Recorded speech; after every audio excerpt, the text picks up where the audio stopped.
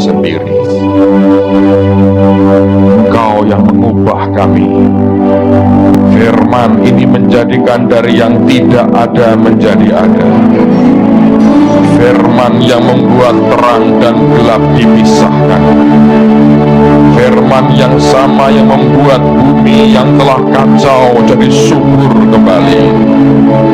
Firman yang sama yang mengatur kehidupan di alam semesta dengan sempurna.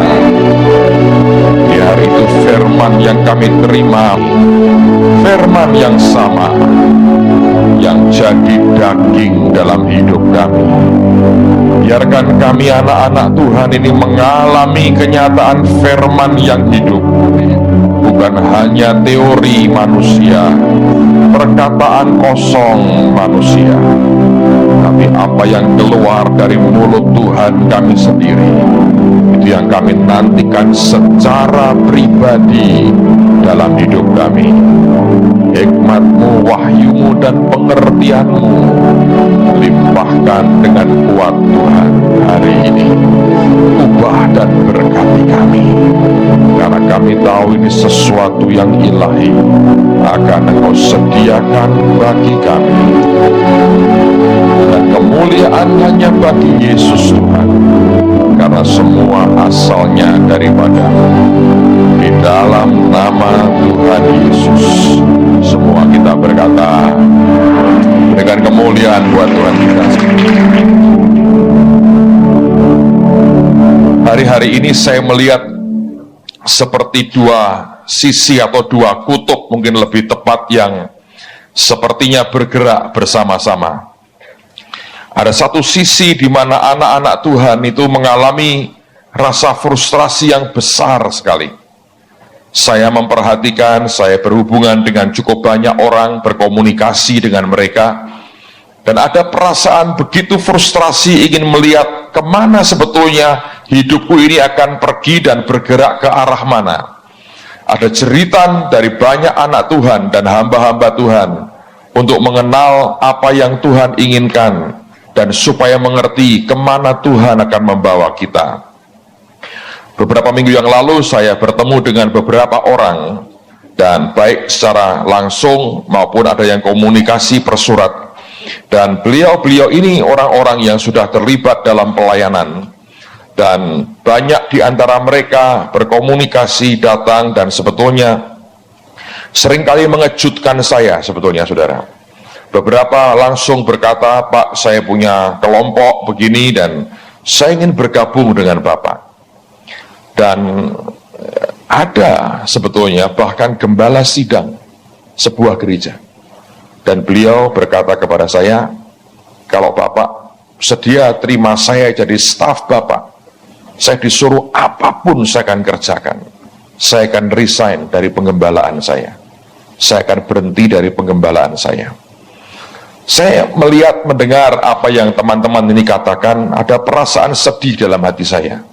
Mengapa begitu banyak orang seperti orang yang begitu ketakutan dan kebingungan untuk mengerti kemana Tuhan akan membawa kita di hari-hari mendatang? Sisi yang lain, saya melihat, saya mengalami satu kutub yang berbeda sebetulnya.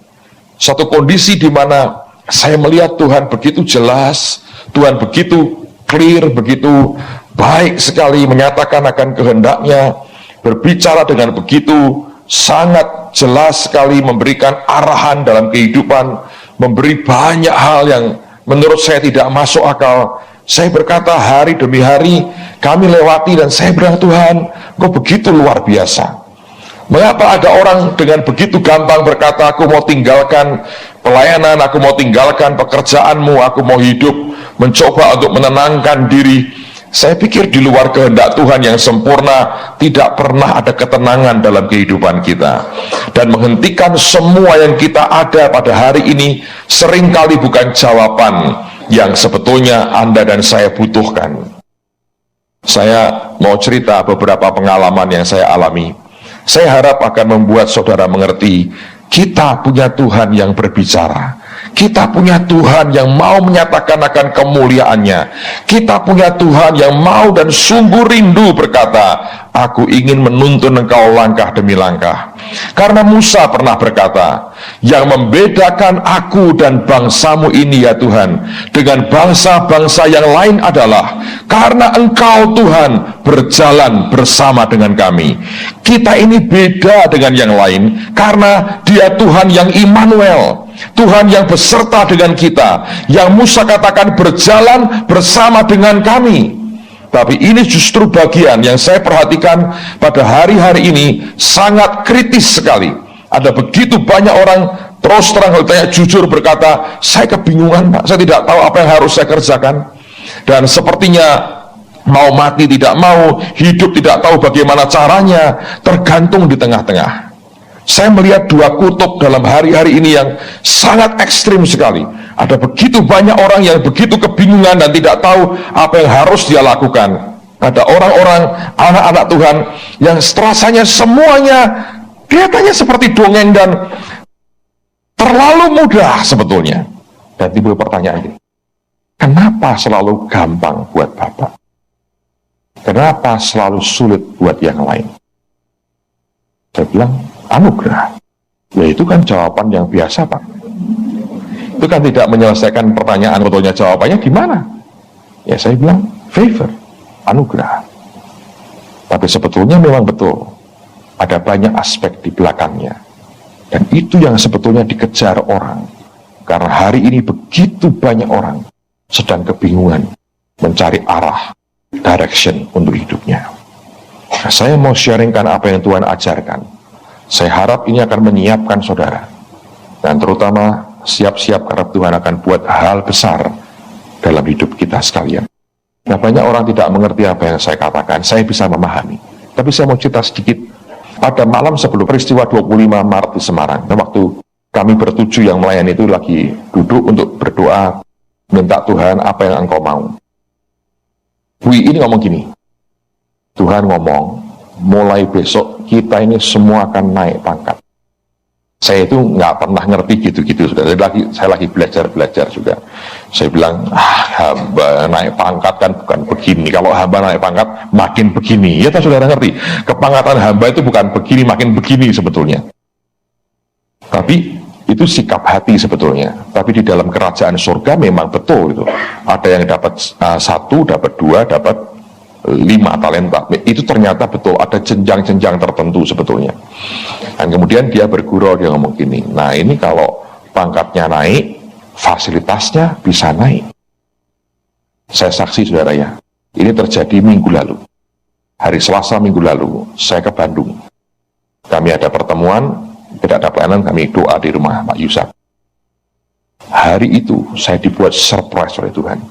Tepat 1 bulan setelah acara di Semarang, sudah tahu semua anak-anak dan termasuk Ibu Nani adiknya Pak Yusak diganti Tuhan, mobilnya diganti semua saudara.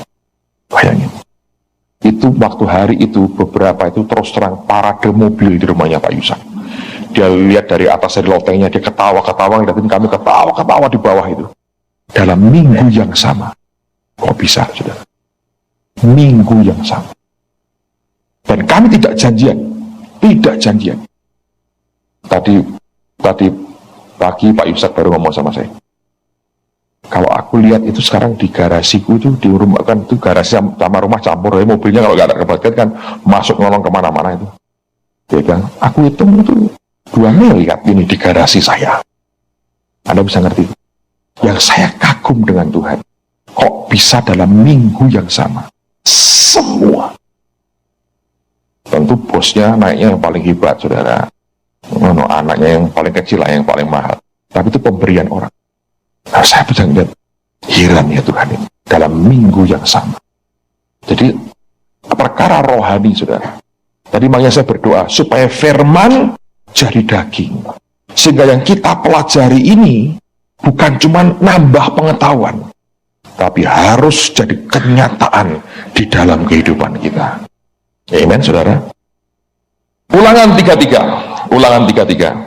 Dan ini yang saya yakin dan saya dapat dari Tuhan untuk saya bagikan buat saudara. Lihat pada ayat yang ke-8 sampai dengan ayat yang ke-11. Ulangan 33 ayat yang ke-8 sampai dengan ayat yang ke-11.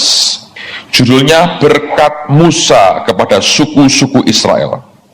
Tentang Lewi ia berkata, biarlah Tumim dan Urimmu menjadi kepunyaan orang yang kau kasihi, yang telah kau coba di masa dengan siapa engkau berbantah dengan dekat mata air Meriba, yang berkata tentang ayahnya dan tentang ibunya, aku tidak mengindahkan mereka, yang tidak mau kenal siapa saudara-saudaranya, dan acuh tak acuh terhadap anak-anaknya, sebab orang-orang Lewi itu berpegang pada firman-Mu dan menjaga perjanjian-Mu. Mereka mengajarkan peraturan-peraturan-Mu kepada Yakub, hukum-Mu kepada Israel. Mereka menaruh ukupan wangi-wangian di depan-Mu dan korban yang terbakar seluruhnya di atas mezbah-Mu. Dan berkata begini, ini luar biasa, berkatilah ya Tuhan keluarganya, dan berkenanlah kepada pekerjaannya, remukkanlah pinggang orang yang melawan dia dan yang membenci dia, sehingga mereka tidak dapat bangkit. Nah, Musa dalam nubuatan ketika dikuasai roh Tuhan, ketika dia berbicara, dia menyampaikan beberapa hal, dan ini saya mau bagikan buat saudara. Pertama, dia berkata, biarlah Tumim dan Urimmu menjadi kepunyaan orang yang kau kasih. Apa itu Tumim dan Urim? Itu perlengkapan imam untuk menanyakan kehendak Tuhan. Ngerti saudara? Itu perlengkapan yang digunakan di perjanjian lama untuk menanyakan kehendak Tuhan. Nah, Musa berkata, biarlah Tumim dan Urimmu, biarlah apa yang dipakai, sarana yang dipakai untuk orang mendapatkan kehendak Tuhan itu, dikatakan diberikan atau menjadi kepunyaan orang yang kau kasihi. Banyak orang ingin mengerti apa yang Tuhan inginkan dalam kehidupannya, tetapi untuk kita mendapatkan secara rohani akan kelengkapan, kepekaan yang begitu rupa untuk mengerti apa yang Tuhan kehendaki, syaratnya kita harus menjadi orang yang dikasihi Tuhan. Nah, Anda harus mengerti bahwa Tuhan itu mengasihi semua orang itu sama. Itu betul.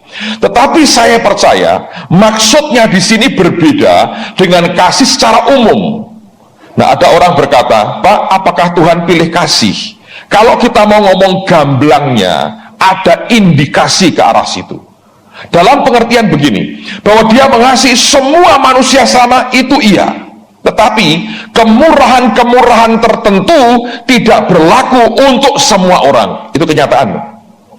Kalau Anda berkata, oh tidak mungkin Pak, semua sama, ternyata talenta pun berbeda. Ada yang 5, ada yang 2, ada yang 1, sesuai dengan kesanggupan masing-masing. Nah, karena kasihnya itulah saudara, maka dia memberikan banyak kemurahan, banyak kemudahan yang ternyata satu dengan yang lain itu dibedakan. Kemuliaan yang dia limpahkan kepada gerejanya misalnya, tiap-tiap pribadi itu berbeda sesuai dengan kadar kesanggupan mereka untuk menikmati apa yang dia berikan kepada kita. Nah, untuk orang yang bisa punya kelengkapan, kepekaan atau apapun namanya, untuk bisa saudara mengerti akan apa yang Tuhan kehendaki, keputusan Tuhan bagaimana, Musa berkata, biarlah itu menjadi kepunyaan orang yang kau kasihi. Nah, jangan kemudian Anda berkata, kalau begitu Pak, bukankah ini seperti dukun yang kita harus tanya? No, tidak sama sekali. Dalam Alkitab ada istilah orang itu seperti nabi, iya juga, tapi saudara tidak bisa menentukan kapan mereka harus mengatakan kepadamu kehendak Tuhan.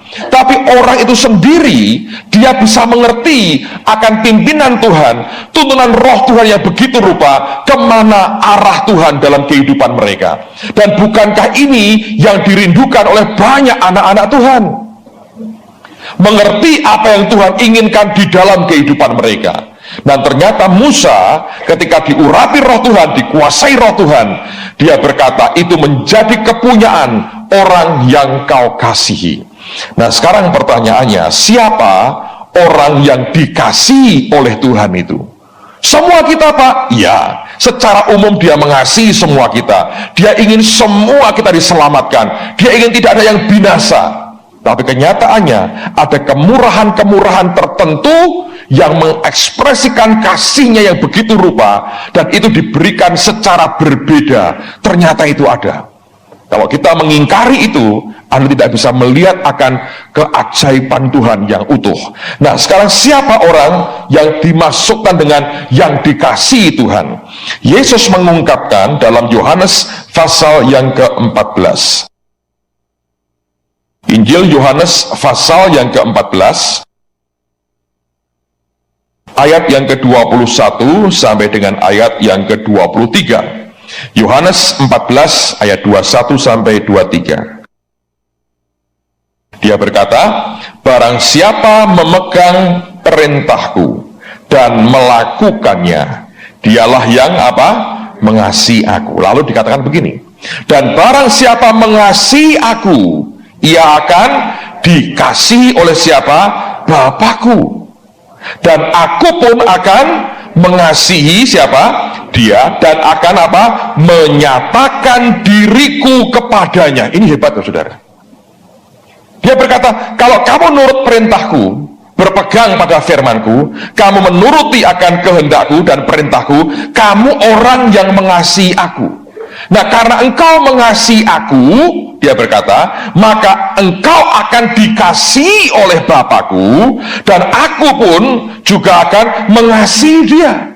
Jadi Bapakku dan aku akan mengasihi kamu, dan aku, kata Tuhan, akan menyatakan diriku kepadanya. Nah, kalau dia menyatakan dirinya, ingat loh, dia itu imam besar, maka pernyataannya itu disertai dengan tumim dan urimnya, sehingga kita mengerti apa yang dia kehendaki dan dia mau dalam kehidupan kita. Jadi intinya yang paling utama sebetulnya, bagaimana hidup kita ini belajar hidup dalam ketaatan. Mulai yang paling simple, dari hal yang paling kecil kelak sampai hal yang paling besar. Kalau mau dididik seperti itu, saudara belajar mengasihi Tuhanmu. Sebab mengasihi Tuhan itu sebetulnya adalah ketaatan dengan apa yang dia perintahkan. Itu bukan soal mengasihi Tuhan, aku mengasihi engkau Yesus, seperti lagu-lagu kita yang hebat-hebat itu. Ya, itu ekspresinya juga iya. Tapi buat Tuhan sebetulnya bukan cuma lagunya, tapi apakah kita selama ini hidup di dalam ketaatan atau tidak. Kalau kita mentaati yang dia perintahkan, walaupun awalnya sangat sederhana, sangat sepele, kecil sekali, tapi engkau mulai melakukannya langkah demi langkah, dia berkata, nah itu orang yang mengasihi aku. Dan begitu engkau mengasihi aku, kata Tuhan, Bapakku akan mengasihi kamu, aku pun akan mengasihi kamu. Dan dia berkata, dan aku akan menyatakan diriku kepadamu. Saudara akan mengalami penyataan, revelation, kehadiran Tuhan Yesus dalam hidupmu secara luar biasa. Nah, itu yang penting, saudara.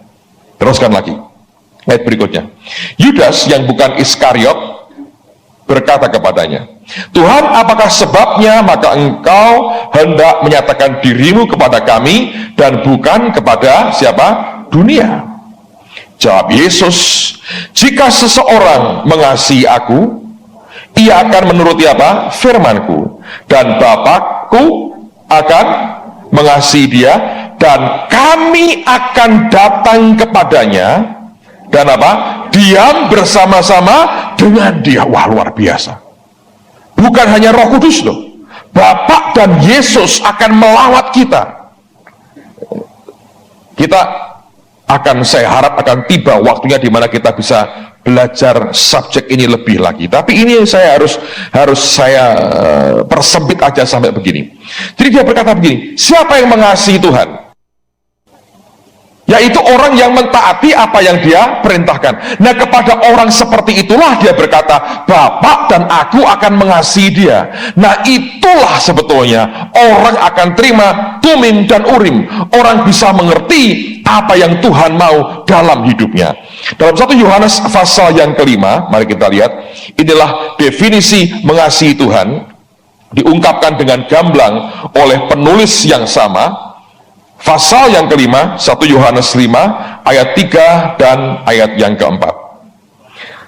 1 Yohanes 5 ayat 3 dan ayat yang keempat, Alkitab berkata begini, sebab inilah apa? Kasih kepada Allah, yaitu apa? Apa maksudnya kasih kepada Allah? Yaitu bahwa kita menuruti apa? Perintah-perintahnya. Lalu kemudian disambung, perintah-perintahnya itu apa? Tidak berat, sebab semua yang lahir dari Allah apa saudara? Mengalahkan dunia. Dan inilah kemenangan yang mengalahkan dunia. Apa itu? Iman kita. Dia berkata inilah kasih kepada Allah, yaitu, ini definisinya, bukan lagu-lagu kasih yang kita keluarkan, tetapi inilah kasih kepada Allah. Dia berkata yaitu kalau kita menuruti perintah-perintahnya. Jadi pada waktu kita ini jadi orang yang belajar untuk taat, menuruti apa yang dia perintahkan, Tuhan membaca kita sebagai orang yang mengasihi dia. Dan ketaatan itu luar biasa. Kalau Anda masih ingat, kalau Anda hadir di kebaktian Dr. Serulo, dia berkata, apakah Abraham orang beriman? Beriman nggak saudara? Enggak. Dia hanya taat. Kemudian ketaatan itu kemudian dinilai Tuhan dalam pandangan Tuhan, dianggap sebagai dia orang beriman. Jadi ketaatan itu luar biasa. Tanpa iman, Alkitab berkata, tidak mungkin kita berkenan kepada Allah. Kalau kita mengacu bahwa kita berkata kita anak-anaknya Abraham, maka kuncinya adalah hiduplah di dalam ketaatan. Kalau Anda taat di dalam pandangan Tuhan, engkau beriman, engkau mendapat perkenan Tuhan. Dan juga dia berkata, engkau mengasihi aku. Karena engkau mengasihi aku, dengan ketaatanmu itu, maka Bapakku dan aku akan, kata Yesus, akan mengasihi dia. Begitu mengasihi, dia berkata, aku akan menyatakan diriku kepadanya. Dan dengan demikian Anda terima revelation, pewahyuan akan dia luar biasa. Beberapa minggu yang lalu, saya mendapat mimpi dari Tuhan. Dan ini memang sejak Maret lalu berkali-kali Tuhan itu bicara kepada saya lewat mimpi, dan ini belum pernah saya alami sebelumnya. Ini ceritanya begini, saya cerita apa adanya. Dalam mimpi itu saya melihat saya di depan sebuah gedung, bentuknya itu melingkar begini. Jadi bukan seperti Holy Stadium kami karena lebih kecil, tapi melingkar begini. Dan dari luar saya melihat anak-anak Tuhan sedang kebaktian, dan saya berkata, wow, itu gambarannya revival besar sedang terjadi. Saya di luar tuh orang penuh sesak, mobil-mobil sampai di luar nggak muat saudara. Nah, saya didampingi beberapa pria yang tidak jelas wajahnya. Kemudian saya berkata begini, aku mau iseng lihat nonton yang terjadi itu apa. Karena saya tahu saya tidak bertugas. Jadi saya ini pengen iseng, pengen lihat saudara. Jadi saya masuk di gedung itu dengan beberapa orang. Begitu saya masuk itu hujan lebat turun, dan saya masuk di panggung gini, di belakang tempat pengkhotbah berbicara. Saya itu di atas ini panggungnya, saya di bawahnya, cuma kelihatan kepalanya cuma nongol begini, sambil lihat, wah penuh sekali, sampai samping-samping panggung ini penuh orang. Dan saya lihat dua kelompok manusia, yang satu saya tahu dari sebuah sekolah teologi yang saya tahu, yang kelompok kedua dari satu gereja yang saya tahu juga berkelompok di situ. Mereka ikut dalam revival itu. Mereka jadi jemaat yang mendengarkan. Yang khotbah bukan pendeta. Saya nggak mau nyebut nama, nanti dikira dia akan langsung terkenal beliau, tapi dia sudah takut. Waduh, jangan pak, udah takut ini. Dia jemaat biasa. Anda tahu, tidak pakai dasi, tidak pakai jas, pakai baju Hawaii. Keren sekali. Warna biru tua. Saya masih ngerti. Beliau berdiri, Alkitabnya ditutup. Keren banget tuh. Dia ngajar, sharing, semua orang dengerin. Hanya saya nggak bisa ngerti jelas yang dia omongin apa. Saya cuma lihat begini.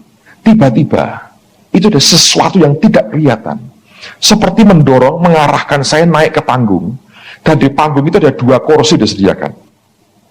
Yang satu buat beliau yang sedang bicara, yang satu kosong. Saya dipersilahkan duduk di kursi ini. Jadi saya duduk dengerin dia bicara.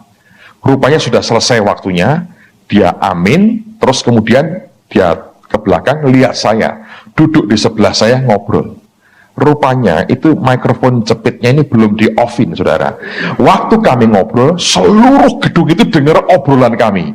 Untung tidak ngomongin jelek orang lain. Nah, itu penting, saudara, ya.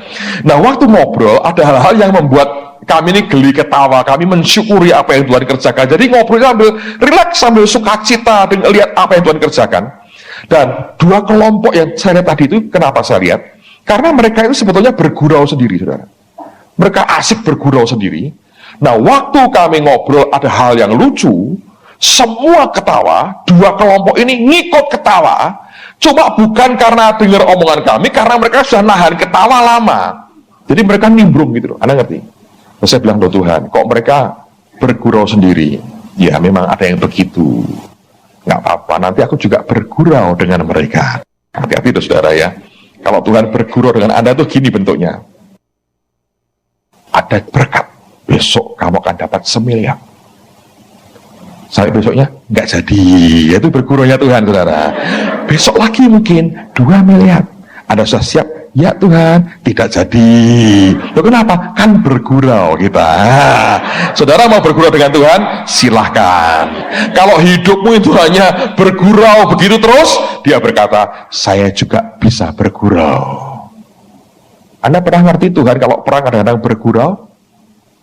Itu musuhnya Israel dilempari sama batu sama Tuhan. Anda pernah dengar Alkitab berkata, besok saya baca itu, Tuhan ngelempari batu, mati lu. Ya gitu saudara.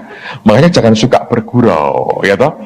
Kalau Anda suka ngelempari Tuhan kata-kata pedas, dia berkata, ayo bergurau ya. Nah, itu Anda bisa gepeng habis, saudara. Nah, waktu break, kemudian mulai session berikutnya.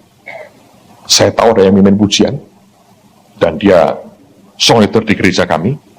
Dia ngajak semua berdiri. Begitu mau mulai, kelompok yang di panggung ini, anak-anak sekolah teologi ini keluar. Saya ngerti lah apa yang dirasakan mereka dan apa yang jadi di hatinya Tuhan. Tapi saya nggak mau ngomong lah. Tapi kemudian sudah begitu aja. Terus kemudian pujian. Heran, saya tahu bukan tugas saya di situ. Tapi ada yang dorong lagi, saudara. Dorong, dikasih mimbar, dikasih mikrofon. Dan saya masih ingat lagunya itu, refrennya berkata, love you so much, Jesus love you so much. Hadirat Tuhannya luar biasa. Itu orang semua angkat tangan nyembah. Dan yang mimpin pujian ketika saya di sebelahnya, dia mundur. Karena dia pikir saya akan mulai khotbah. Saya nggak bawa Alkitab, karena saya nggak bertugas. Saya bingung, ya terus nyanyi aja, love you so much. Dengan segenap hati saya ikut nyanyi dengan mereka, tanpa tahu apa yang harus saya kerjakan. Orangnya angkat tangan nyembah Tuhan. Tiba-tiba saya berasa, loh kok ada yang beda ini. Tiba-tiba ada seseorang di sebelah saya, megang tangan saya sebelah sini. Persis di siku sini, saudara. Dia pegang ini. Itu tangan seperti kapas rasanya. Beda dengan tangan kita. Tangan kita kalau kita bekerja keras, kasar. Kalau dirawat, halus, ya toh. Kalau banyak panjang kukunya, menyakitkan, gitu kan, saudara. Jadi macam-macam toh. Kalau lagi kotor, motorin, gitu. Tapi ini seperti kapas. Belum pernah saya lihat atau disentuh orang yang tangannya seperti kapas. Dipegang, saya kaget, saya buka mata, noleh Tuhan Yesus. Dia senyum ke saya. Dia ngomong satu kata pakai bahasa Inggris, yang the rest itu roh dengan roh, gitu, ngerti langsung. Di surga kan begitu. Kalau Anda pengen sesuatu itu langsung orang lain tahu. Gitu. Orang yang biasa ngerasain orang di hati, ngomel di hati, beradaptasi di surganya berat. Makanya itu harus diobati dulu itu. Roh ngerasain orang, roh gosip, roh nyimpan dendam itu harus diobati dulu sebetulnya, saudara. Nah, saya lihat dia senyum, dia ngomong sama saya gini, San, pakai satu kata aja. Dia bilang, nak, loh kok Tuhan? Dia bilang, iya. Terus dia ngomong begini, aku ngerti kok hatimu. Engkau memang sungguh mengasihi aku. Dan engkau tidak hanya di mulutmu saja. Tetapi malam ini tugasmu bukan di sini. Dan dia tunjuk pakai tangannya, tugasmu itu kepada mereka. Saya noleh, saudara. Saya lihat anak-anak School of X, dan mereka lagi gerombol nunggu begitu. Dia bilang, ke sana tugasnya. Dan memang School of X tahun ini saya diberitahu di awal, intervensi Roh Kudusnya luar biasa. Ini udah sekian minggu, saudara. Nyaris tidak ada guru yang bisa ngajar utuh, kata. Baru ngomong sedikit, saja. Ini mulai lagi nih. Tadi pagi mulai lagi dilawat Tuhan, terus dilawat Tuhan. Dan saya lihat mereka, saya kan tidur, kebangun dengan mata kebuka yang tenang sekali, buka mata saya.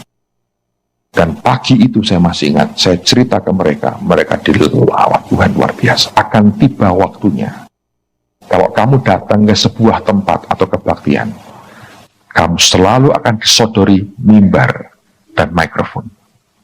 Walaupun kamu tidak bertugas, selalu akan disodorkan di depan. Dan kamu harus waspada. Yang tidak kelihatan itu memang bukan orang, tapi situasi. Yang akan terus kalau kamu datang, orang akan segan, sebegitu rupa, sehingga mereka berkata, karena ada dia, mimbar dan mikrofon harus diberikan ke dia. Tadi Tuhan berkata, tidak semuanya itu dari aku. Akan banyak dari keinginan mereka sendiri, dan karena perasaan segan mereka sendiri. Tapi bukan dari aku. Kamu hanya boleh melakukan yang aku perintahkan saja. Dan dia berkata, makanya jangan suka iseng. Kalau tidak bertugas, jangan nongol-nongol ke sana. Karena kamu pasti akan kejebak seperti itu. Dan kalau kamu lakukan, tidak berkenan. Kamu lakukan yang Tuhanmu ingin. Inilah kasih kepada Allah. Yaitu apa? Kita menuruti perintah-perintahnya. Saya bisa nangkap itu.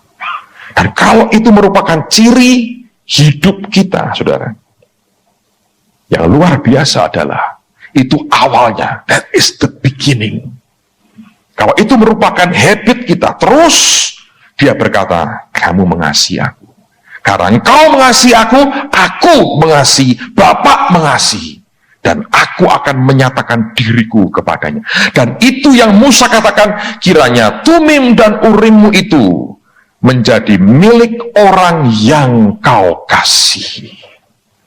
Kalau saudara ingin dan rindu hidup mengerti dan dalam tuntunan Roh Tuhan, apapun saudara, belajar hidup dalam ketaatan, bukan hidup dalam pemberontakan. Karena banyak orang hidupnya dipimpin oleh dirinya sendiri. Dia tidak dipimpin Roh Tuhan. Berdasarkan logikanya terlalu kuat. Jalan seperti yang dia pikir ini yang terbaik. Tapi tidak pernah membiasakan selalu ingin melakukan yang Tuhan mau. Nah, bukan hanya itu sebetulnya. Kalau Anda lihat pada ayat yang ke-9, ini kadang-kadang ini ayat mengerikan. Dengan orang tuanya seperti tidak peduli, dengan anak-anaknya acuh tak acuh. Bukankah Yesus berkata, barang siapa tidak membenci orang tuanya, saudaranya, ya, tidak layak menjadi muridku. Dengan kata lain, hal kedua yang Tuhan minta adalah saudara akan dibawa Tuhan sampai betul-betul Anda mengasihi Yesus lebih dari segala-galanya. Dan saya boleh ngomong pada saudara, saya jujur berkata, itu sangat tidak mudah. Satu hari Tuhan uji saya, saudara. Ini betul-betul ujian yang tidak mudah. Terjadi pada akhir tahun lalu. John Evans ini lagi khotbah di gereja. Nah, ayah saya ini sudah lama belasan tahun undur dari Tuhan. Satu hari Tuhan ngomong sama istri saya, kamu telepon mertuamu. Ditelepon, diajak bicara. Sejak hari itu dia balik hatinya ke Tuhan. Luar biasa. Istri saya ini tahu bagaimana ngurus mertua dan orang tua. Luar biasa. Jadi dia tahu bagaimana menyenangkan mereka. Dia tahu, dia itu anugerah. Approach-nya ke orang tua itu sweet sekali. Itu kalau bukan Tuhan nggak mungkin juga. Jadi orang tua saya, terutama papi saya, kalau lagi ada apa-apa, sharingnya, konselnya sama istri saya, bukan kepada anaknya sendiri. Ngerti, saudara? Tapi buat saya itu sudah luar biasa. Nah, hari itu ketika John Evans ini datang, dia sudah agak sakit. Tapi tiap session dia datang, tiap session. Nah, minggu sore terakhir itu sebetulnya sudah lemah badannya karena kena flu berat. Dia demam, kena flu berat. Tapi ngomong begini, aku ini sudah ikut dari awal sampai tadi pagi. Tinggal satu session terakhir. Masa aku tidur di rumah? Hatinya ke Tuhan kuat. Dia bilang, aku mau berangkat. Dipaksain, saudara. Berangkat dan di gereja teman-teman ngerti.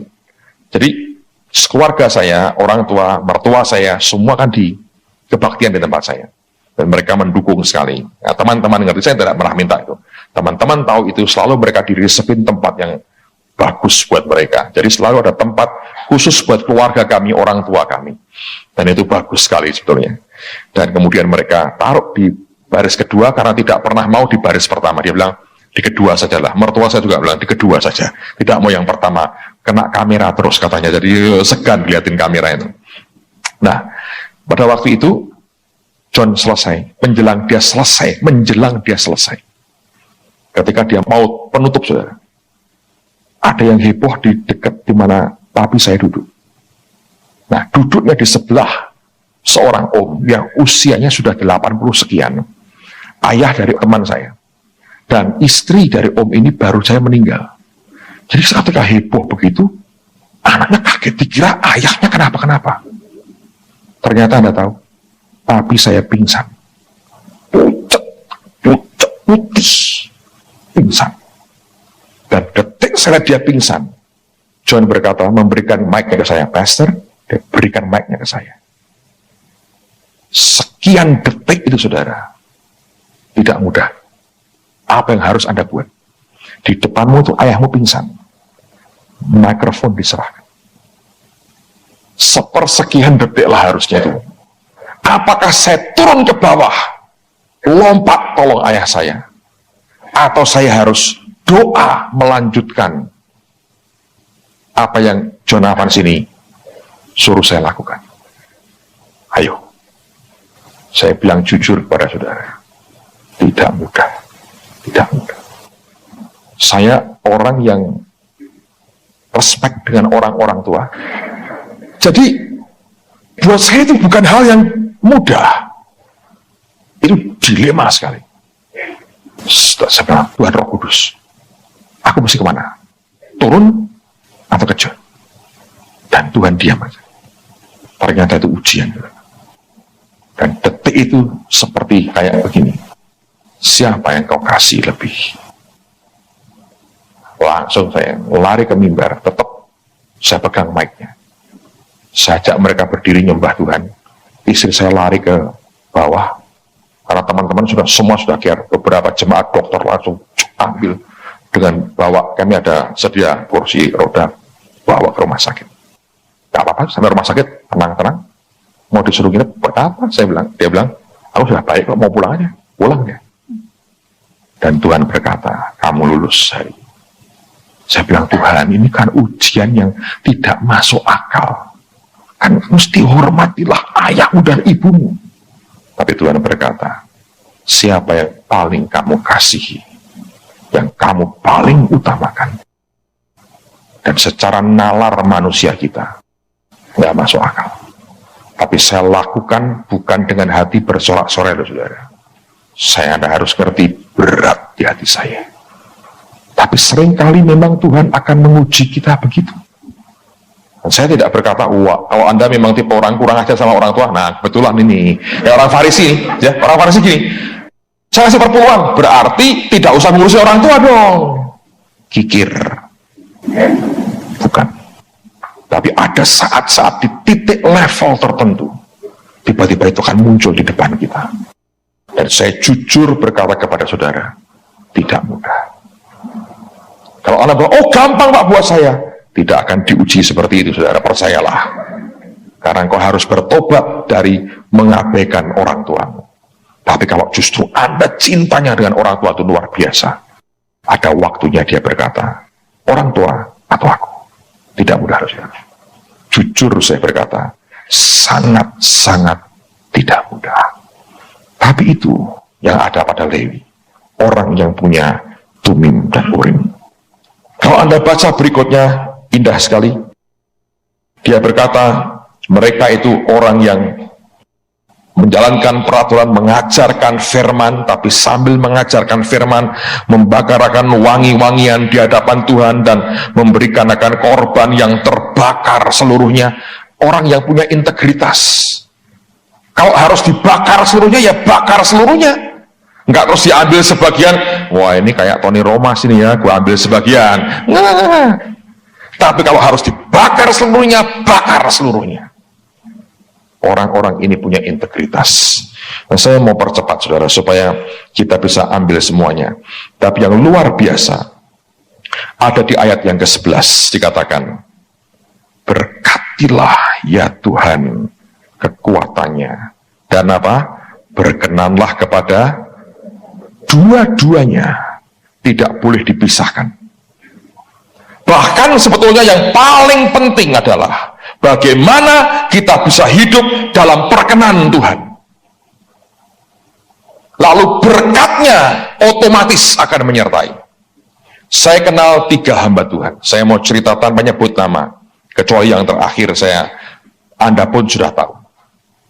3-tiganya terima pengalaman yang persis sama. Tapi reaksinya mereka berbeda. Yang seorang gini, didatangi Tuhan. Dibilang, apa yang kamu minta, aku akan berikan kepadamu. Dia langsung berkata, aku minta jiwa-jiwa Tuhan. Tuhan berkata, baik, aku berikan kamu jiwa-jiwa. Sejak itu meningkat luar biasa. Banyak jemaatnya. Tapi dia tidak sadar. Nambah jemaat itu, nambah persoalan, saudara. Anda ngerti? Memang itu urusan jadi begitu banyak, rumitnya luar biasa. Tapi tetap yang dia minta Tuhan beri. Orang kedua, hamba Tuhan juga. 3-tiganya sudah senior. Didatangi Tuhan. Dibilang, apa yang kamu minta, aku beri. Tahu banyaknya apa? Berkati aku ya Tuhan. Saya bilang, baik, syaratnya 5. 1, 2, 3, 4, 5. Waktu dia cerita, saya bilang, wah nggak mungkin. Nggak nyampe.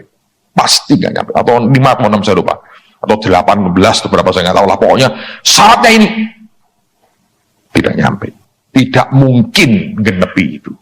Sebetulnya Tuhan berkata, aku beri. Tapi kamu nggak kuat. Ngerti saudara? Jadi dia beri syarat. Itu Tuhan. Yang ketiga kan Pak Yusak. Minta apa? Nah ini kan keluar dagingnya. Rohani, jasmani. Kalau rohani dia tahu. Jasmani juga. Karena dia bolak-balik berkatakan, aku ini mata duitan. Banyak orang senang, sama ya sama saya. Nah ya, Pak Yusak aja mata duitan dipakai Tuhan. Aku juga sama. Puji Tuhan. Terus dia bilang, mikir, aku mau urapan. Menyembuhkan orang, membangkitkan orang mati. Begini, peka, gini terus. Banyak banget. Jasmani, uang yang banyak. Supaya tidak usah minta persembahan dari gereja. Bisa dengan bebas melayani tanpa minta duit. Aku mau mobil yang bagus, karena hobinya mobil. Dan dapat yang bagus juga sekarang ini. Segala macam dia minta. Terus, tapi beliau berbedanya. Tanyakan ke Roh Kudus. Dan kemudian diceritain banyak oleh Roh Kudus. Sampai dia ketawa, dia bilang, iya Tuhan, aku ngerti maksudmu. Dan ketika ngadep ke Yesus, Tuhannya senyum. Dia bilang, aku mau menyukakan hatimu setiap saat. Dan ternyata itu paling precious. Anda tahu, satu di antara yang 2 itu. Satu hari kami makan malam sama-sama. Setelah makan, di depan saya loh, duduknya di depan saya. Dia ngomong begini, sudah tua. Wah, tadi siang aku mimpi buruk. Antara jam 2 sampai jam 3 aku mimpi buruk. Sampai aku bangun berkeringat semua. Dan dia berkata, ini yang membuat saya nggak enak waktu itu dengar. Dia berkata, ya kiranya Tuhan menjauhkan itu daripadaku. Wah, saya kaget. Berarti ini mimpi bukan untuk orang lain. Untuk siapa? Dirinya tuh. Kiranya Tuhan menjauhkan daripadaku. Lalu saya tanya, mimpimu apa? Dia bilang begini, aku dalam kegelapan yang pekat sekali. Dan aku harus turun ke sebuah lubang. kayak gua di bawah gitu, yang tangganya truknya itu hampir tidak kelihatan. Di ujung daripada lorong gelap itu ada besi untuk pegangan. Jadi aku pelan-pelan, aku pegangan besi itu, aku turun terus sampai ke dasar. Lalu aku terbangun. Waduh, saya ngomong jujur ya, hampir nangis di depan dia saya. Karena saya bilang, Tuhan, apakah dia mengerti kalau hari ini dipanggil pulang, dia terbuang. Ayo, hamba Tuhan, saudara. Sebab saya pernah sampaikan kepada saudara, ada orang berkata, aku telah bernubuat dalam namamu, aku mengusir. Aku tidak kenal engkau, nyahlah engkau pembuat kejahatan. Dan itu kata artinya unauthorized. Kamu melakukan tanpa otorisasiku. Kamu lakukan menurut maumu sendiri. Unauthorized. Loh kok bisa Pak? Kan karunia dari Tuhan. Saya beritahu gambarannya. Seorang polisi diberi senjata, oke? Boleh nggak nembak sembarangan? Ada aturannya. Aturannya itu otorisasinya dia. Oh, dia tembakin kepala orang maunya dia. Ini kan dari negara ini. Betul, powerful, buktinya mati. Tapi kamu melakukan tanpa otoritas yang diberikan kepadamu. Berapa banyak orang punya good idea, melakukan sendiri pekerjaan Tuhan atau pelayanan dari dasar pikiran dan manusianya sendiri. Saya bilang, Tuhan, apakah aku boleh bicara dengan dia? Dia bilang, tidak usah. Bukankah dia sudah berkata, kiranya dijauhkan semua daripadaku. Tapi Tuhan, kelihatannya dia tidak mengerti apa yang harus dia buat. Dan Tuhan diam. Ya, saya hanya diam, bro. Dengan hati saya, waduh, kacau. Saya pulang, saya bilang, Tuhan, kasihani dia. Saya ngomong ke istri saya bilang, kasihan ini. Engkau satu ini repot, saya bilang. Ya, dia turun. Gelap sekali. Turun. Terus Tuhan bilang, nanti kamu tahu. Kenapa begitu? Hari-hari berikutnya dibuka semua. Saya bilang, Tuhan, tidak ada orang yang ngerti hidup seperti ini. Dia bilang, ya, jangan lihat yang luarnya. Jangan. Tuhan lihat yang di dalam hati. Nggak bisa ngerti. Makanya kalau kita ini hidup, tidak tujuannya adalah perkenan Tuhan dalam hidup kita. Berat, saudara. Dan itulah yang Paulus paling rindukan dalam hidupnya. Coba buka. Oleh karena apa? Oleh karena pengadilan Tuhan itu. 2 Korintus pasal yang kelima.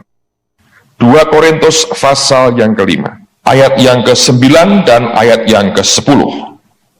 Mari kita baca bersama dengan suara keras. 2 Korintus pasal 5, ayat 9 dan 10. Yang sudah ketemu tolong lambaikan tangan saudara. Yang sudah ketemu, oke, dengan kerasnya 2, 3. Sebab itu juga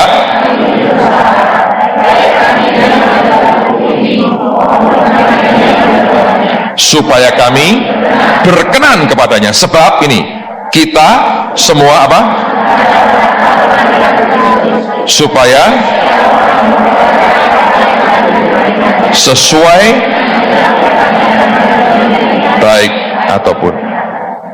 Paulus berkata, ini banyak orang bingung, Pak, apa artinya? Dia berkata begini. Dia berkata begini, therefore we make it our aim. Oleh karena itu kami jadikan ini tujuan kami. Kalau tujuannya tidak ini, bahaya. Sebab ini jadi tujuan, sebab kita semua harus menghadap tahta pengadilan Kristus. Harus.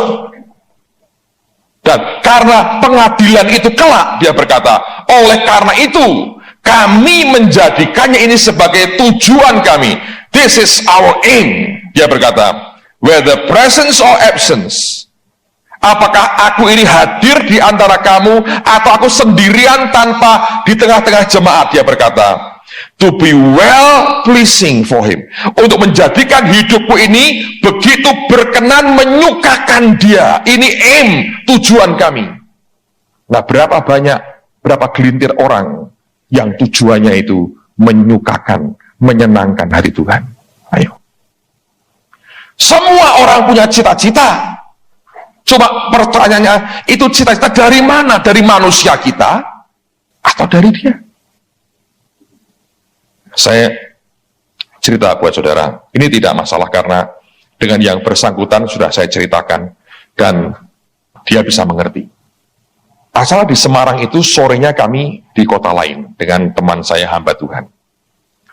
Waktu di Semarang orang lihat Yesus hadir, hadiratnya luar biasa. Pokoknya orang hidup kayak di surga aja.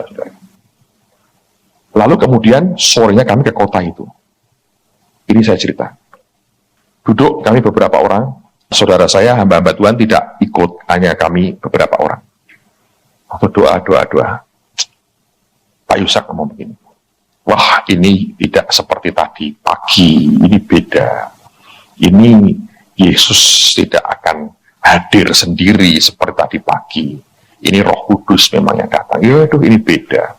Saya santai sekali.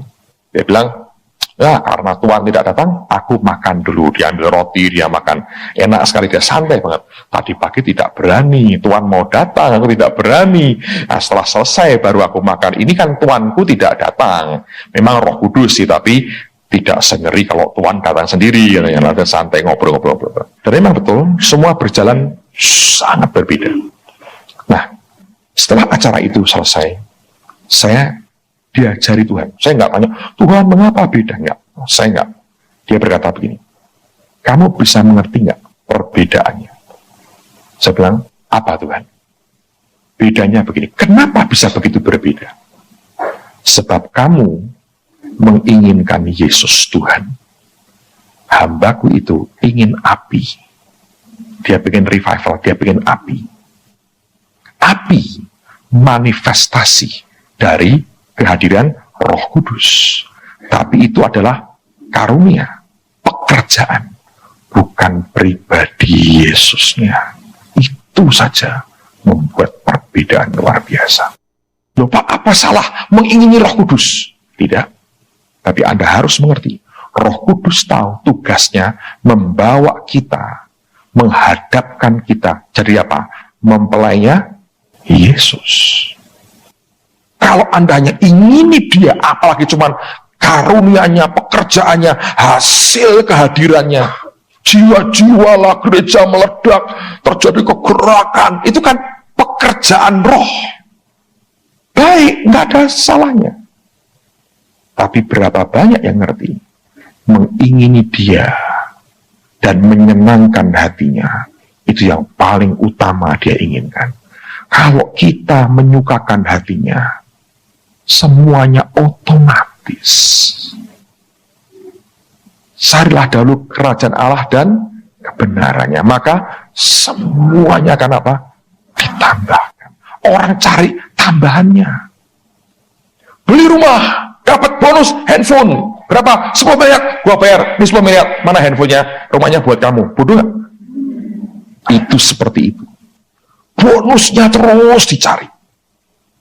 Tapi hatinya tidak tertuju kepada pribadi Yesus.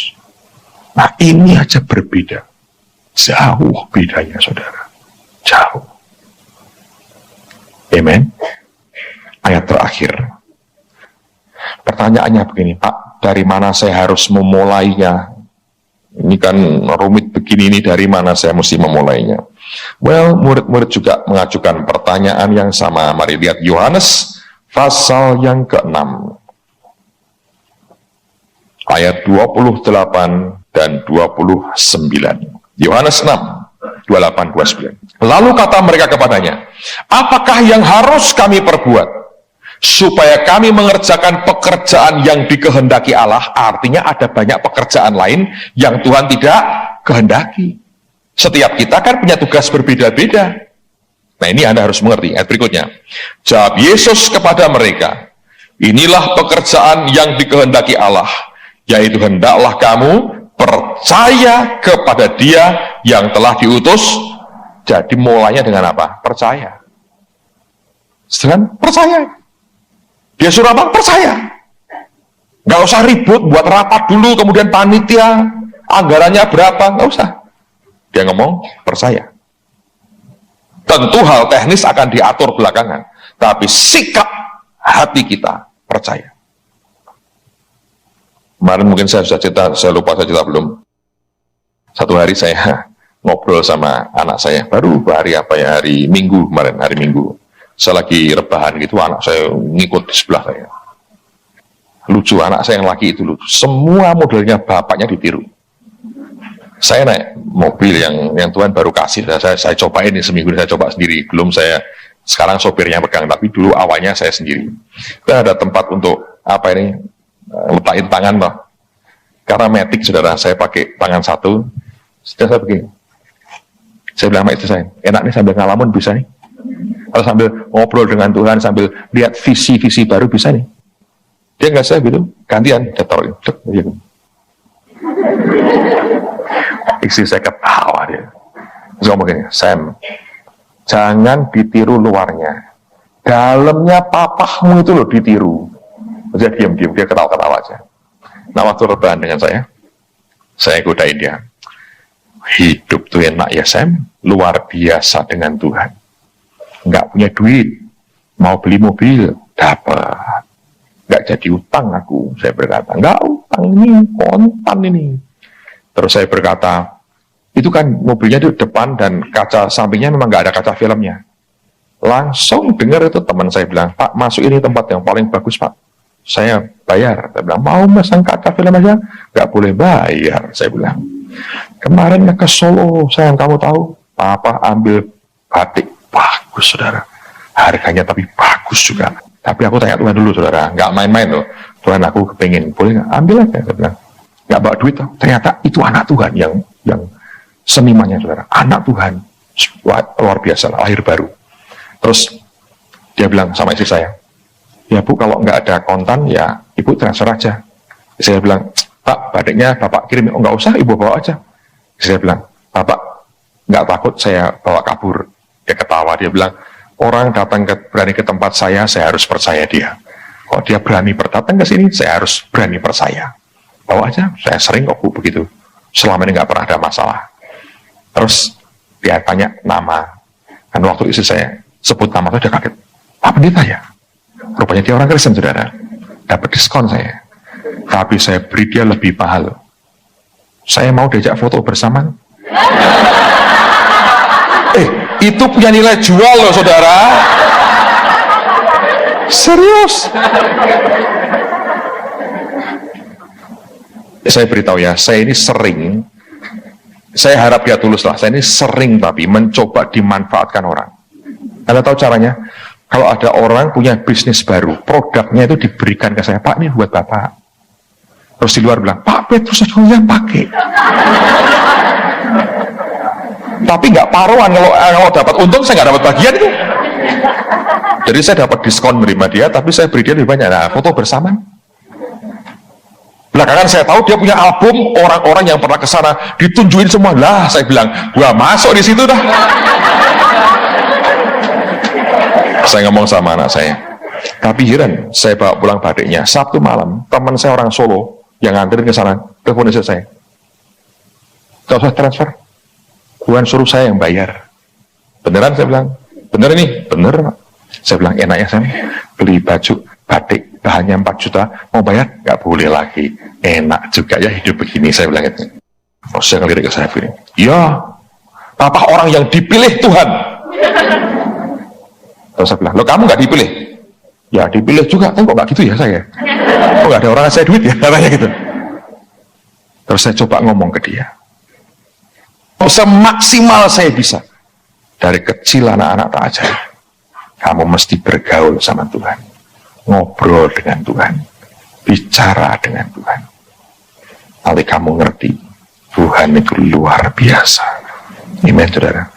Belajar ketaatan seperti itu, maka engkau mengasihi Yesus, engkau akan dikasih dia menyatakan dirinya kepadamu, dan hanya kepada mereka yang kau kasihi, Tumim dan Urim jadi kepunyaan mereka. Mari naikkan pujian tadi, kau beri yang ku minta. Saya tahu banyak orang senang lagu ini karena kau beri yang ku minta.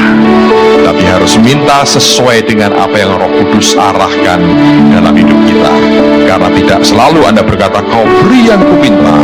Anda berkata, saya minta istri 2 lagi, tidak akan diberi, saudara.